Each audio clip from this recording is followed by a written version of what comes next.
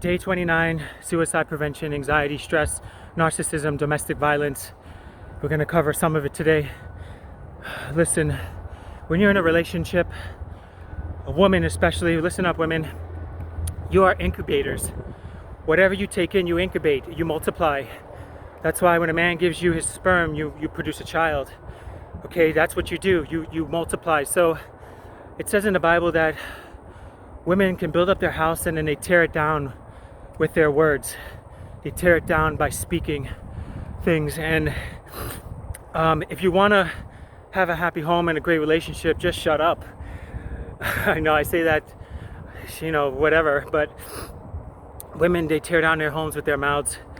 That's why you can't be hanging around with your girlfriends who are talking bad about men or their husbands, or flirting with all these different guys, and just in this soap opera.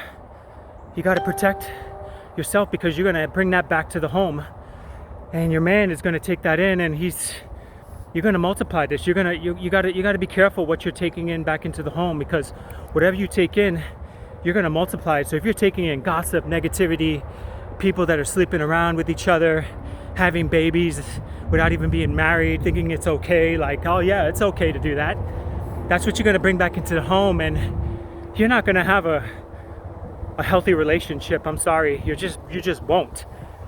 Negativity, gossip, you're just not going to have a great relationship with your man. The man is a protector, he's a provider. Men, that's what you're supposed to do. If you want to be a good man, honor God first place, put in first place, worship. Man who's in the presence of the Lord will never curse his wife, he will never curse his girlfriend, he will never do wrong, to hurt her maliciously. For man is in the presence of the Lord. So that's how you know, women, if you got a good man. Now you might have some mistakes here and there, you might have some tiffs or whatever, but he will never disrespect you in a way where he puts you down and belittles you with his words or with his actions. For example, I get a lot of people that really like me. They're attracted to me, they like what I do, but they don't really know me. And I know the difference of people really loving me for me and loving me because of the gifts that I have. You see, most people love the gifts that I have. They love the triathlon Rajesh, they love the guy who's speaking, they love the guy who's confident and strong and who is always happy and positive. And they love that guy. They love the guy who is on the news and traveling all over the place and have all this influence. They love that guy, they love the gifts. And the gifts is what gives me all of those other things. But they don't know the real me. So when women like me, I really have to be very selective of which groups I go be around. I have to be selective on the conversations that I have. I have to put myself in places where I'm not going to be tempted. That doesn't mean temptation won't find me, but that means that I can't be hanging around with everybody.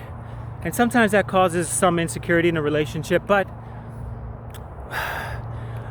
any future woman that's wanted to be with me, I'm perfectly okay with myself. I love myself so much that I haven't been in a serious relationship prior to the one that just ended recently, that I ended.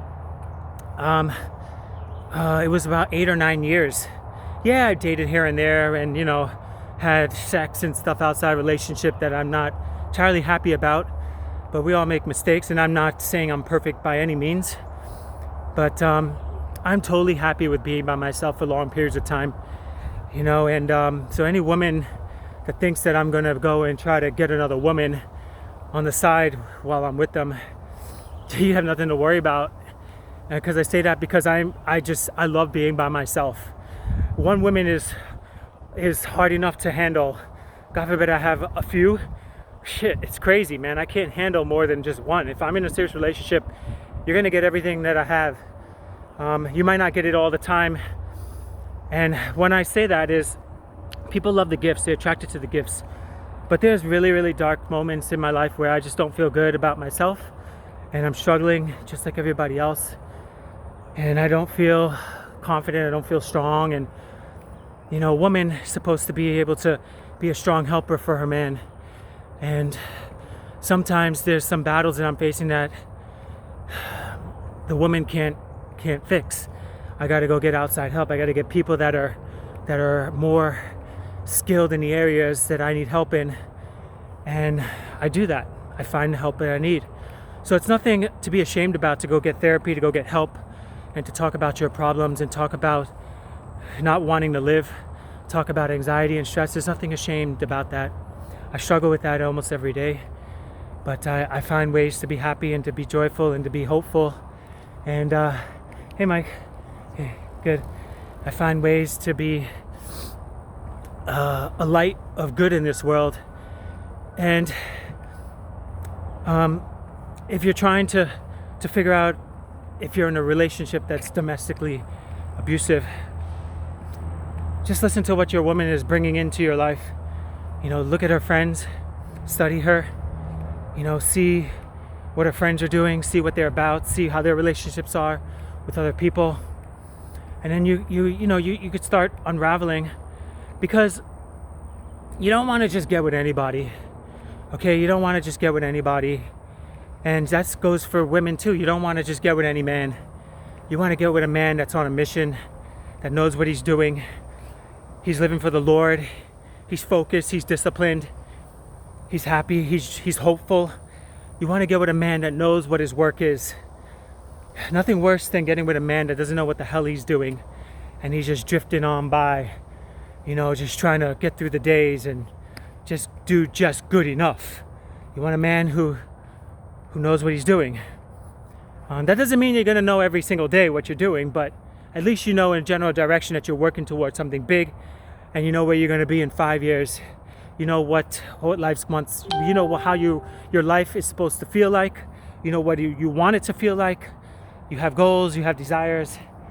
So you want to get with a guy who knows, what he wants, where he wants to be, and what he wants to do for the family in 5 years. In 2 years, in 3 years. For women, for guys trying to get with women, you want to be a woman who's going to incubate some good things. She has to be fully loaded with gifts too. She has to be studying, developing. She has to be a peaceful woman, a Proverbs 31, I think, or 41. Proverbs 31 woman. Tender-hearted, kindness, patient, loving, kind. Loves the Lord with all her heart. I got to read Proverbs 31, what a woman's supposed to be about. But a woman's supposed to make the home feel safe and feel secure. A woman's supposed to encourage her man. A woman is supposed to build a home. Like I said before, women build their homes, but they tear it down with their mouths. So a woman's supposed to make her man feel comfortable and feel safe and make him want to come home, and be a part of that. And, my last relationship, I didn't even want to go there because it was not a safe place to be. It was just filled with everybody else's drama and gossip, and just that's all we talked about. And I really didn't want to talk about that. And a woman's supposed to make her man feel not pressured. Women put too much pressure on men these days.